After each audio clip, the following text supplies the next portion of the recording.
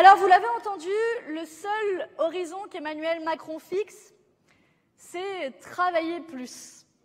Et c'est même pas pour gagner plus, c'est du sous-Sarkozy. Je pense que Nicolas Sarkozy doit se retourner, mais il veut qu'on travaille plus, mais il ment. Non, il n'est pas mort, rassurez-vous. Mais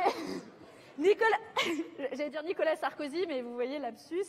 Donc Emmanuel Macron veut qu'on travaille plus, mais il ment sur les chiffres. Jean-Luc Mélenchon en redira un mot. Il a oublié que le chômage des seniors ne cesse d'augmenter.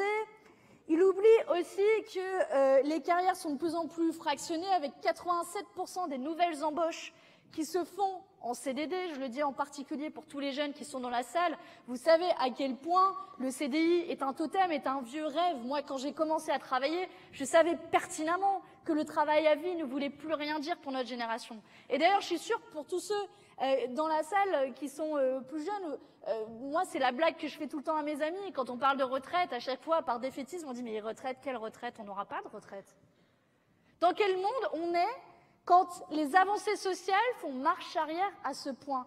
Quand nous, on se présente, nous jeunes, comme c'est une évidence, nous n'aurons pas de retraite. Et on voit que partout en Europe, les libéraux attaquent le droit à la retraite. En Allemagne, des dizaines de milliers de retraités pauvres reprennent des activités salariées pour compléter leurs revenus. La retraite par points existe aussi dans les pays du Nord. Vous savez, ce qu'on prend souvent en exemple.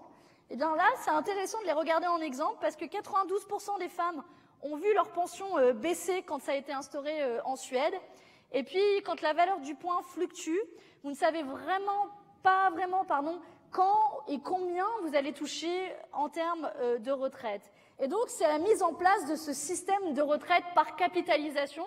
En gros, on décrète que le système collectif a échoué, et puis on l'individualise, et c'est le sommet du tous contre tous, la compétition.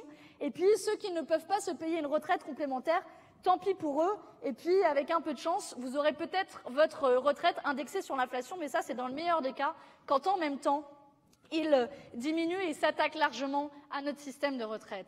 Voilà aujourd'hui le paysage social posé par ces politiques économiques de ces dernières années. Et le résultat, c'est que les inégalités, elles explosent.